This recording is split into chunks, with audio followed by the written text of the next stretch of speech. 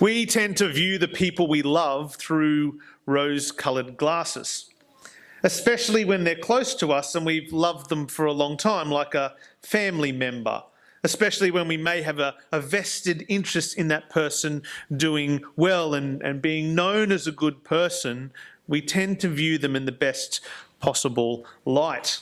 I remember countless parents coming to talk to me when I was a teacher, and many of you who are teachers there will have known this experience. The parent comes in convinced that their little darling was God's gift to this world and to the school, questioning how I could mark them so harshly for behaviour and effort. Oftentimes I'd almost find it impossible to convince them that their child was anything but the perfect student. The parent looked at their child through rose-coloured glasses and wouldn't be convinced otherwise.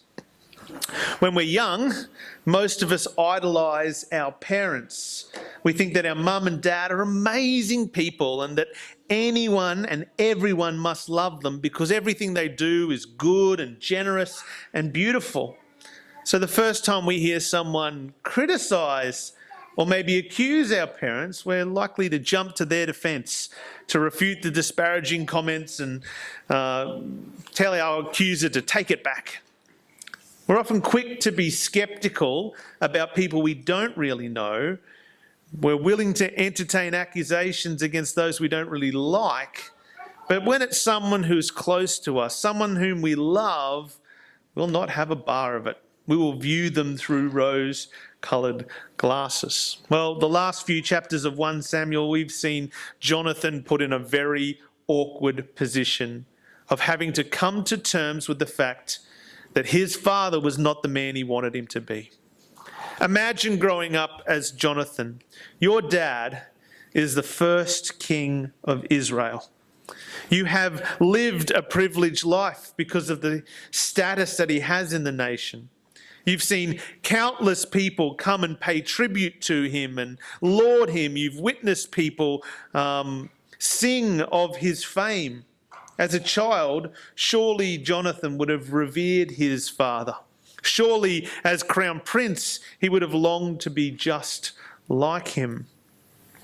But as he's grown older, as the nation has changed, as Saul himself had lost connection with God, Jonathan had begun to see cracks forming in this glorious image he would have had of his father. He saw the way his father's indecision had cost the nation greatly. He saw the way his father imposed heavy burdens on the people through his superstitions. He even saw the way his father had begun to harbour envy towards David. Like a child growing that little bit older and beginning to see that their parents don't live up to the flawless image they once had of them, Jonathan's vision of his father has been tainted somewhat. But not even all these hints of his father's flaw could prepare Jonathan for what he receives in this chapter. The shocking news he receives here in chapter 20, news that would force him to make a decision that impacts the rest of his life.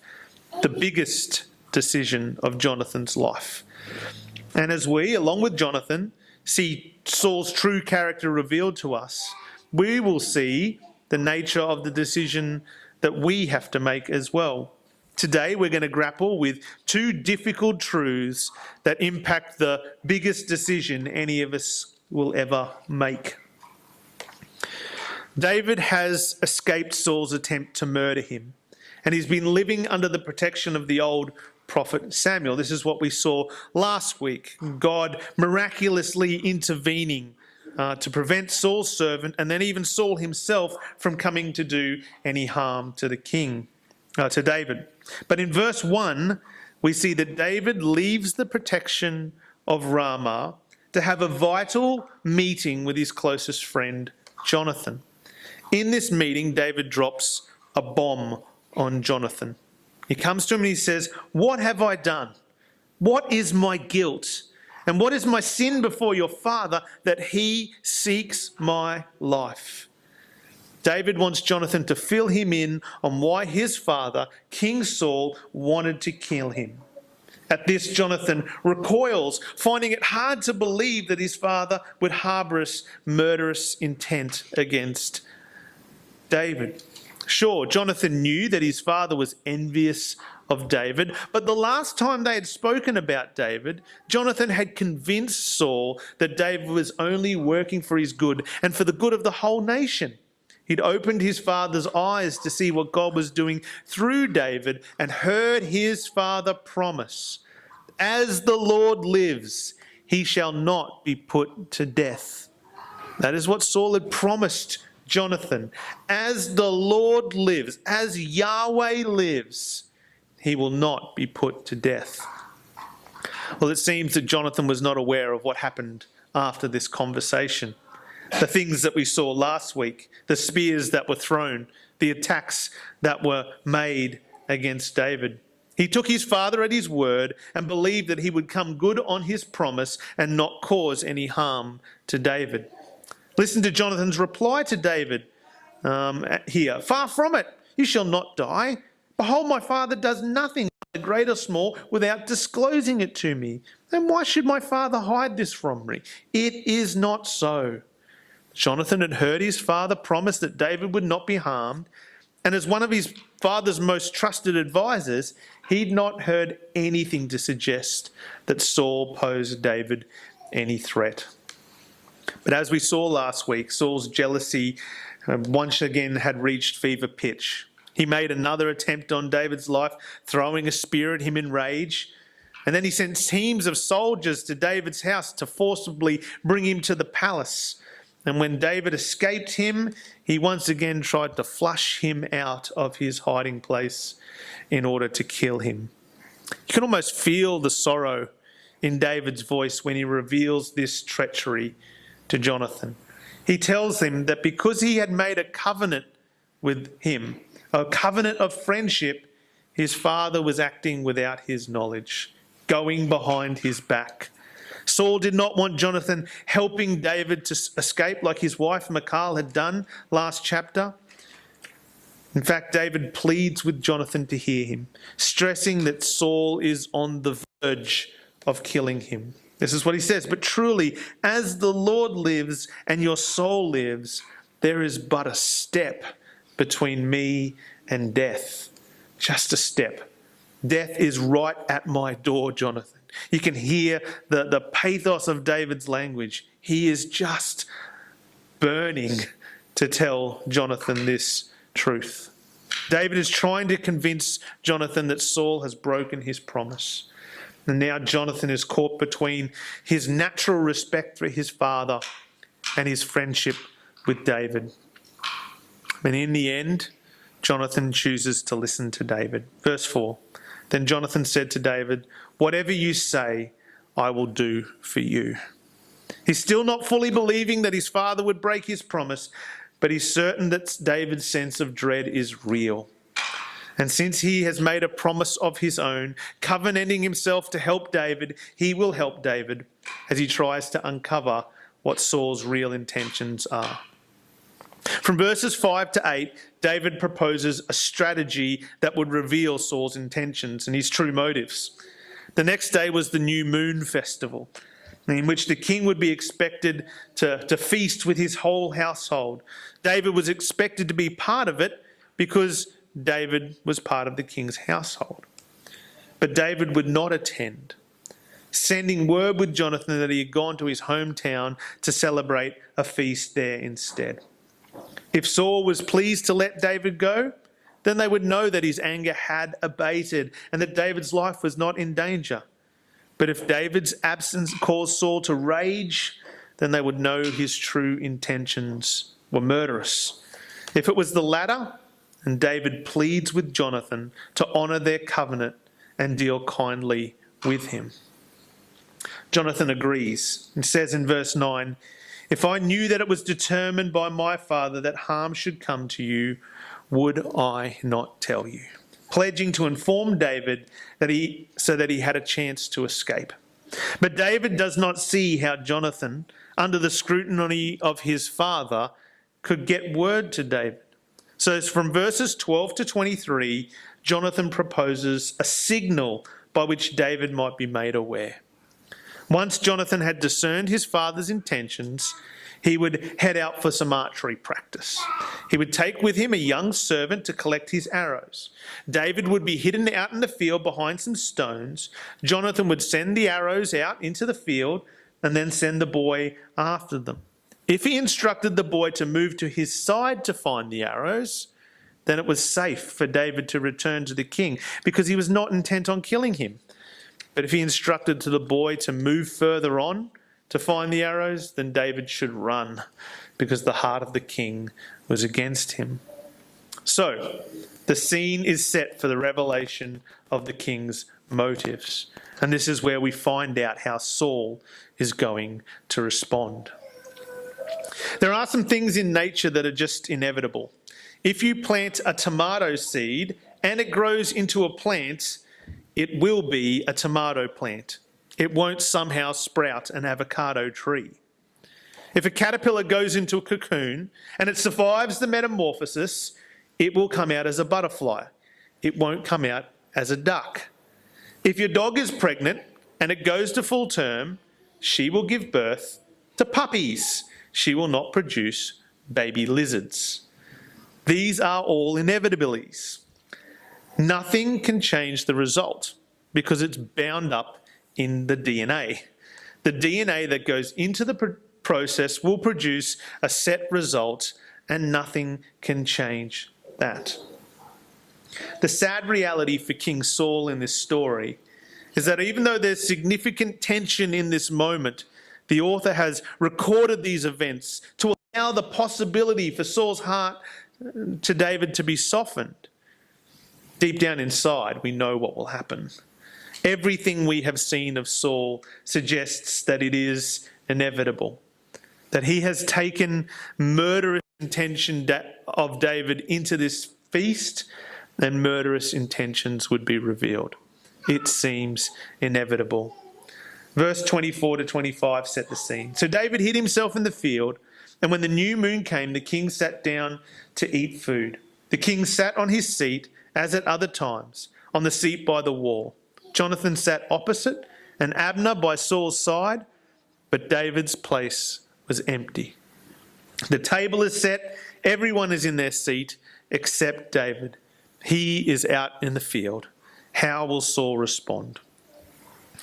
Throughout the story so far, Saul has wrestled with doing what is right.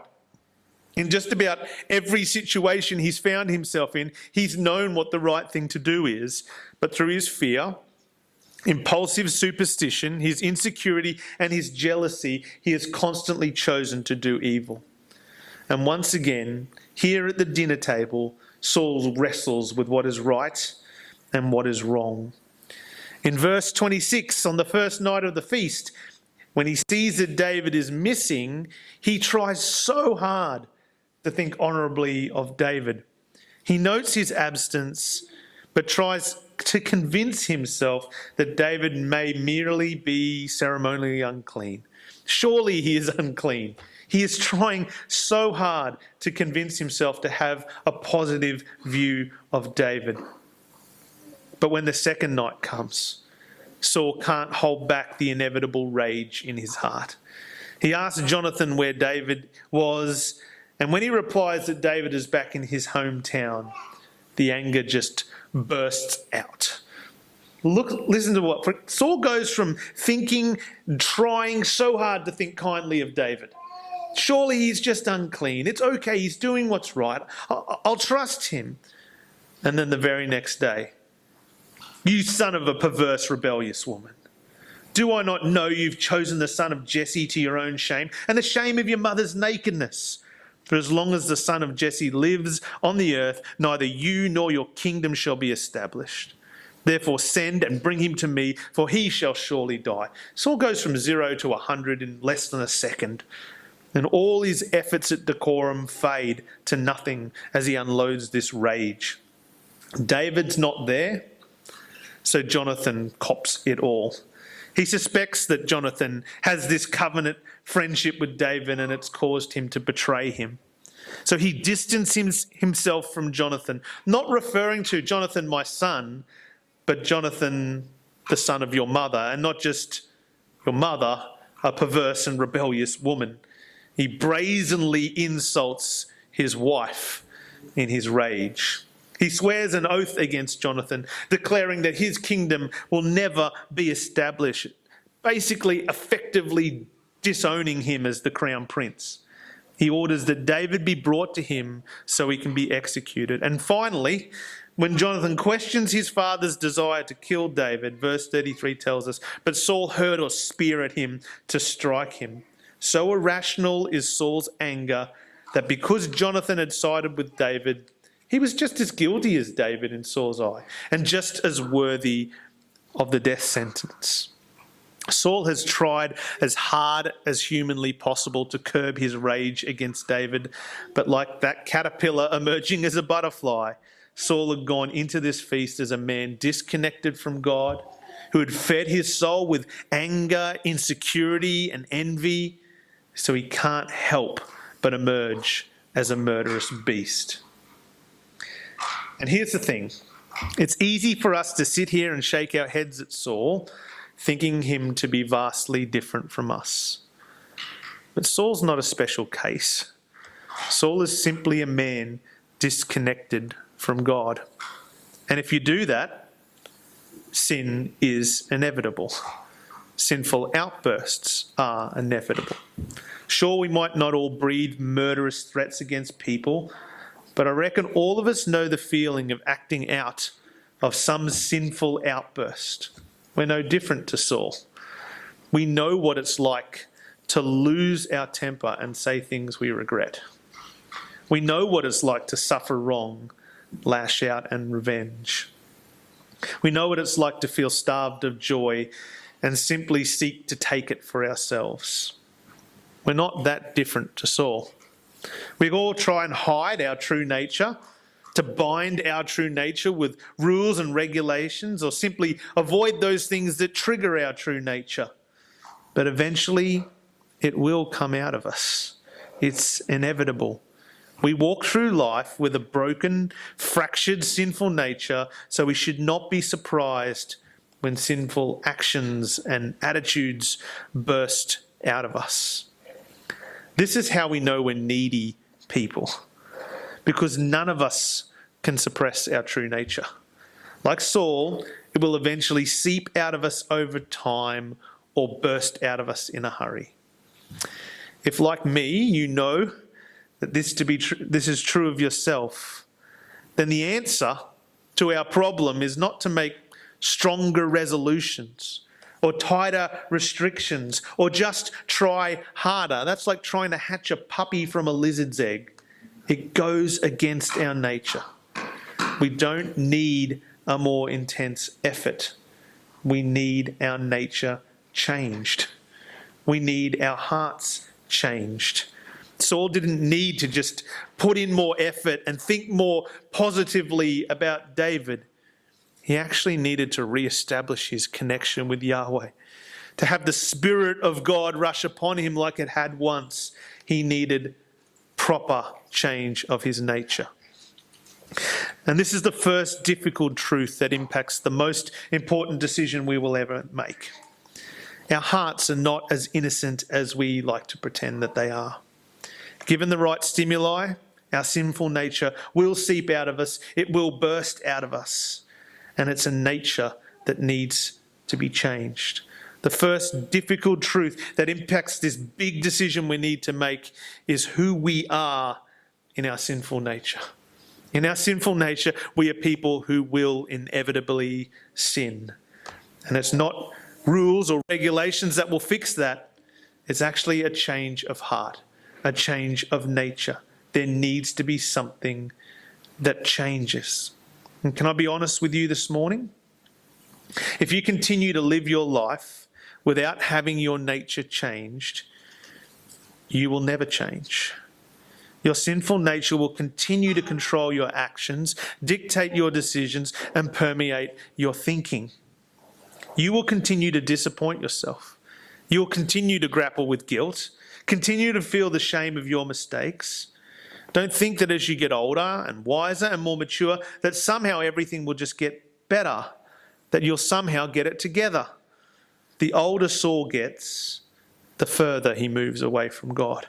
And the more his sinful heart produces sinful actions, and the harder it gets for him to hide it. The biggest decision you will ever make is what to do with Jesus. Will you follow him or go on living your own way? So you need to know the consequences.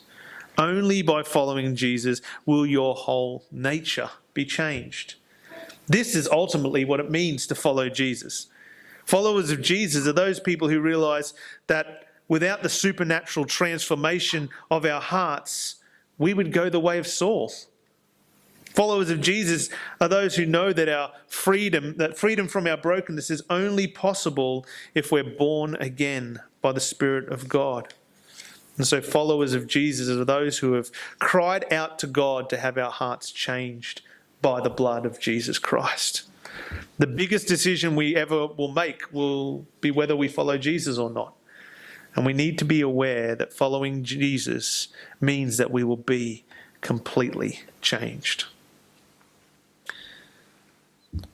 I remember when I was about 14, one afternoon we're having a barbecue in the backyard, and Dad, being Dad, the king of the barbecue, is serving up all the meat from the grill straight onto our plates. I went and got a plate. I was standing in line waiting to get my meat, and as I step up into line, Dad picks up a beautiful T-bone steak off the grill, goes to put it on my plate, and completely misses the plate. And this beautiful steak crashes to the floor, and there it is on the dirty ground. Straight away, my dad just looks at me, grumpiness in his eyes. "Look what you've done, you idiot. Now the steak's on your wasted good meat." And being fairly convinced that it was not my fault in the slightest, I said, "You're the one who missed the plate." Dad fires up, looks at me, "Pick up the steak." And in a moment of what could be described as teenage rebellion or maybe just plain stupidity, I said, "You pick it up."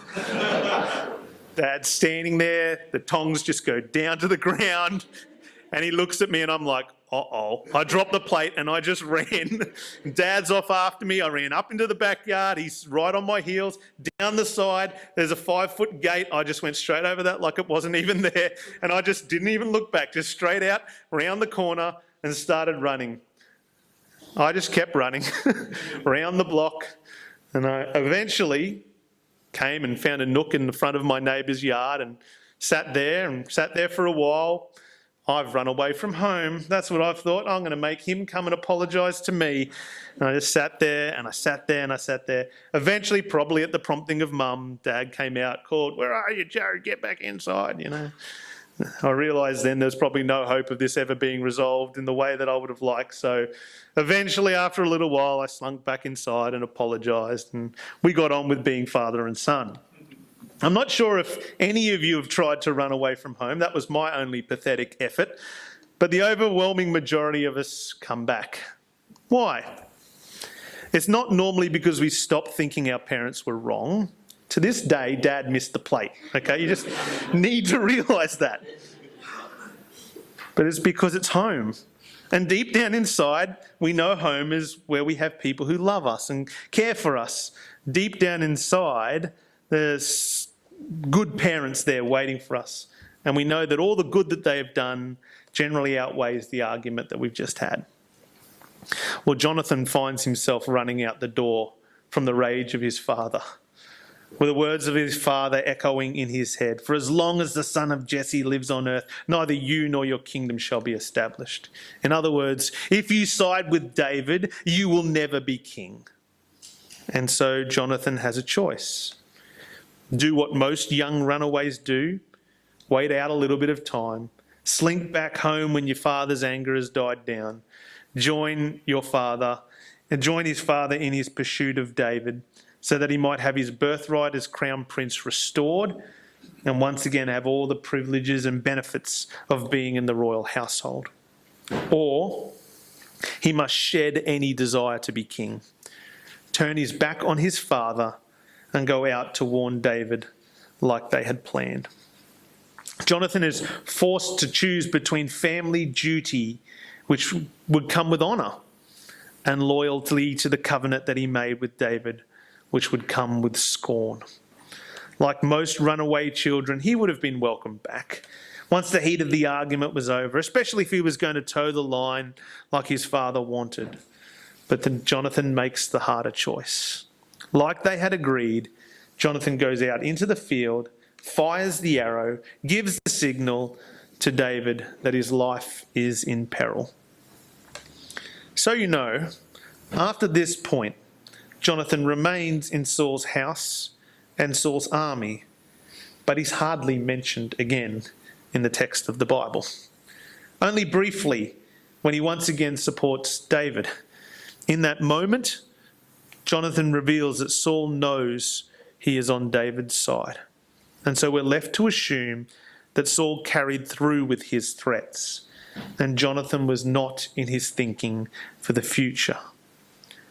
Why would Jonathan so willingly surrender his birthright and choose David over his family duty? The answer is found in verses 12 to 17. Here in the conversation between the two young friends, Jonathan shows his hand. Verse 12, "The Lord, the God of Israel, be witness." Jonathan's commitment to David was not merely friendship, but a promise he had made before God. Verse 13, "May the Lord be with you." This is the same God that was Jonathan's great hope for David. And he wanted this God to be David's hope. And it was his own hope as well. Verse 14, "Show me the steadfast love of the Lord." Jonathan knows that God is at work in David and longs for God's love to work through him in their friendship. Verse 15, "When the Lord cuts off every one of David's enemies." Verse 16, "May the Lord take vengeance on the enemies of David."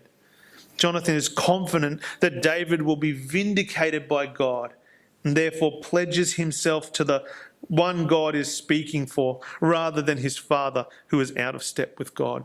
You may have noticed last chapter and this chapter, Jonathan pleads David's innocence to the king. David's done nothing. He's done nothing deserving of death. He's done nothing wrong. It's fallen on deaf ears. But Jonathan knows that there is one in heaven for whom that plea of innocence will not fall on deaf ears, that God would vindicate David. Jonathan's trust of David is based solely on his connection to God. David was God's anointed, and Jonathan had a deep faith in the God who had anointed him. He knew that keeping in step with David was keeping in step with God. His father Saul had rejected God and been rejected by God. To side with him would be working against God's purposes. But none of this changes the fact that this decision was incredibly costly for Jonathan. He'd angered his father, and now their relationship was fractured. His father had all but disowned him. He was no longer crown prince.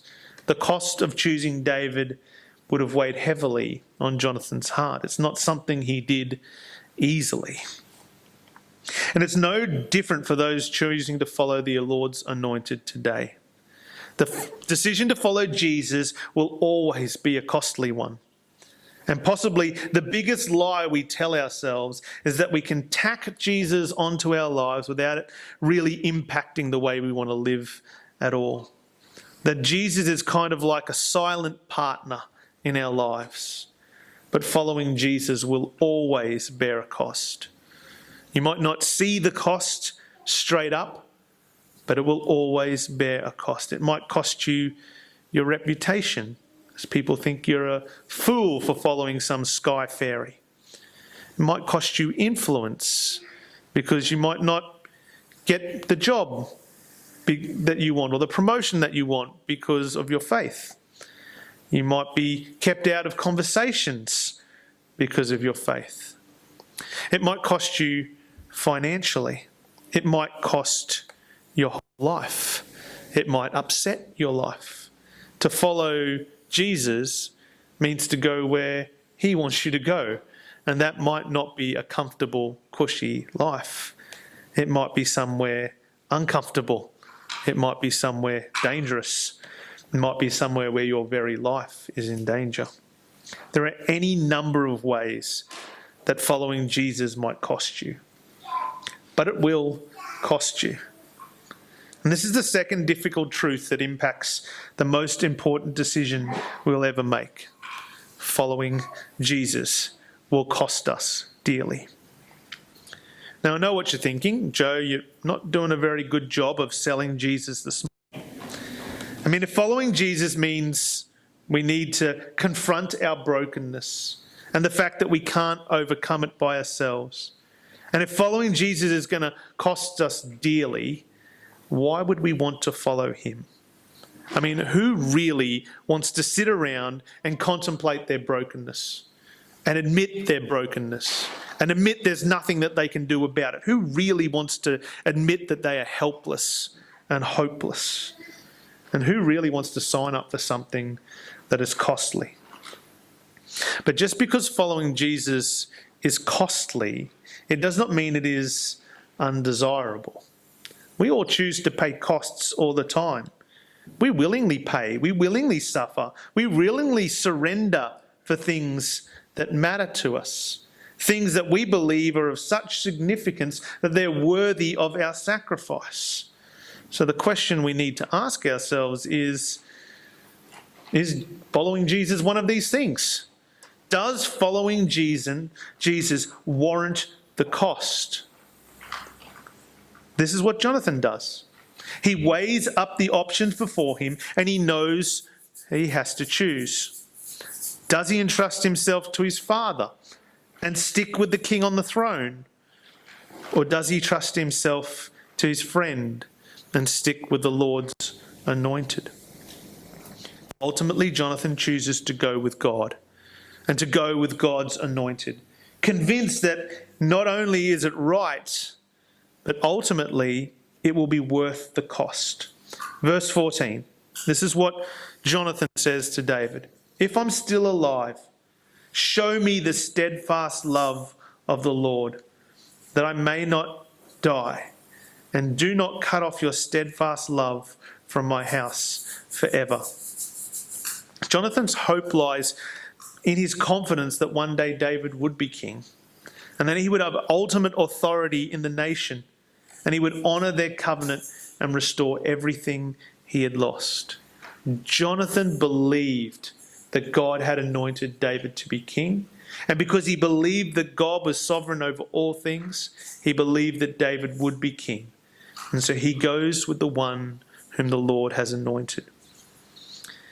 And did you know, into 2 Samuel, the sequel to this book that we're going through, in chapter 9, long after Jonathan has died and David has been crowned king, David shows kindness to Jonathan's son, a cripple, a man who was brought before the king thinking, the king's brought me, I'm a relative of Saul, Saul was his enemy, I'm toast. And this is what David says to him, do not fear, for I'll show you kindness for the sake of your father Jonathan, and I'll restore you all the land of Saul your father, and you shall eat at my table always. Everything that David had promised Jonathan, everything David poured out his son, a cripple. And did you know, with certainty, Christ is king and Christ will be king. Christ is king now. He has been coronated king of heaven and earth. He sits at the right hand of God in heaven. And one day we will see that. We will see it. We will see the kingdom of God, and we will see Christ on the throne. We will see Jesus as king. And so while following Jesus now means addressing hard truths in our lives and dealing with that, and it means a cost. We don't know what that cost will be, but we know there will be a cost.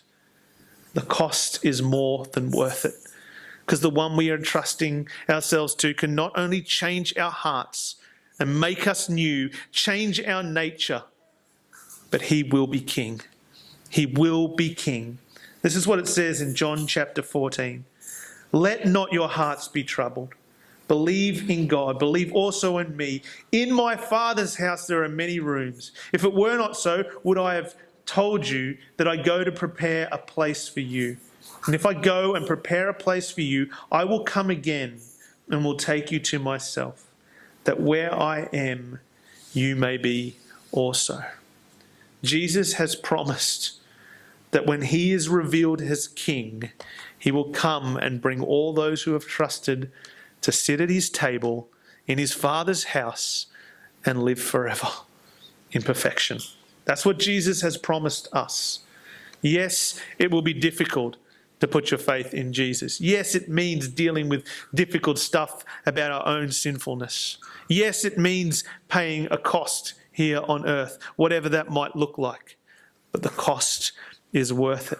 So can I plead with you, as you consider this biggest decision we will ever make, do I trust in Jesus?